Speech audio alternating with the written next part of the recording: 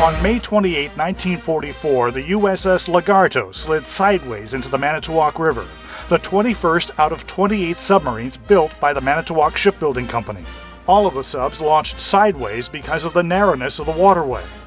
Trials on Lake Michigan soon followed to make sure everything worked properly, including Lagarto's 86-man crew. Then it was down the Mississippi to New Orleans, through the Panama Canal, and off to Pearl Harbor. Lagarto's commander was Frank D. Latta, a veteran of 9 war patrols and recipient of the Navy Cross. On Lagarto's second war patrol, after a refit in the Philippines, the submarine disappeared. Her last position was recorded in the relatively shallow Gulf of Thailand, preparing to attack a Japanese convoy May 3, 1945.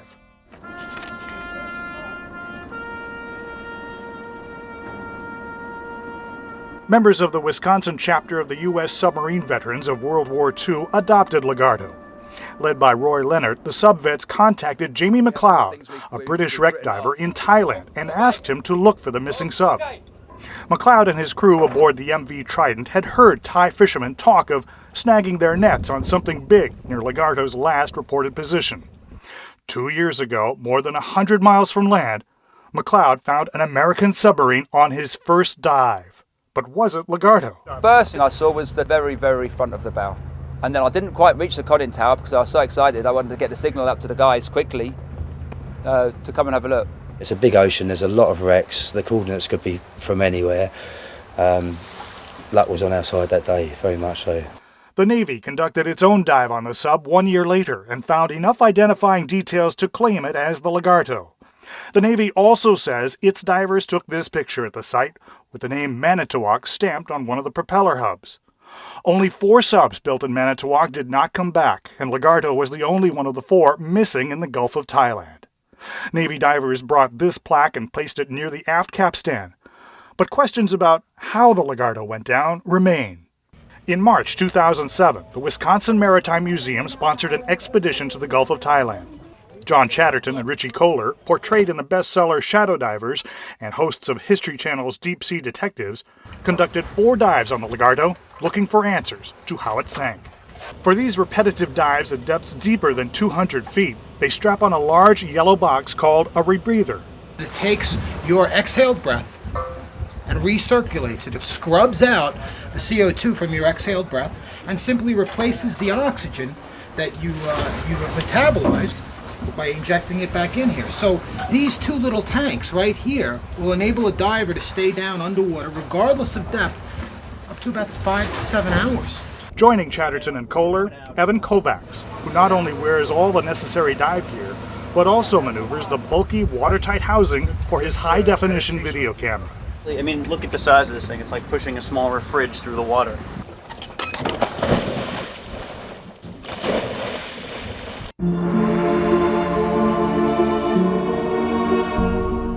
Descending the guideline, the first and faintest parts of the sub Chatterton and Kohler saw were the periscope shears, housings that still contain the periscopes despite more than 60 years in tropical saltwater.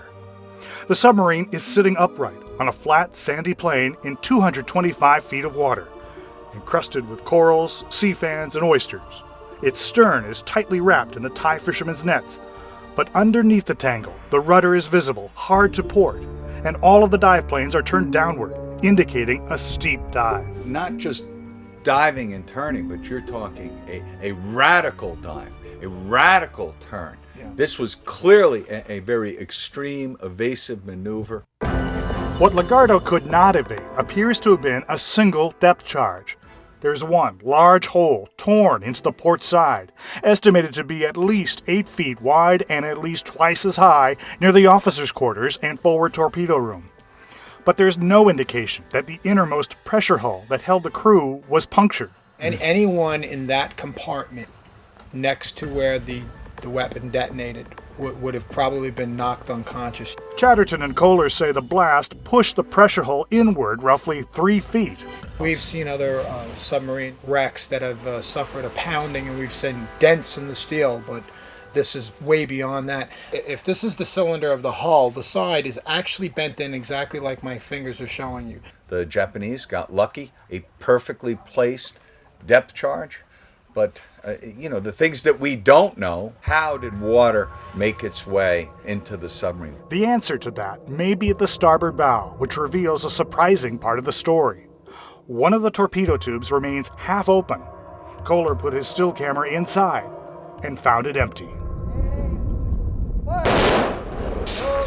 At public ceremonies like one held in May of 2006, the Navy said the empty torpedo tube indicated that the Lagarto's crew was in the midst of a battle. The middle torpedo tube was open and the torpedo inside was missing.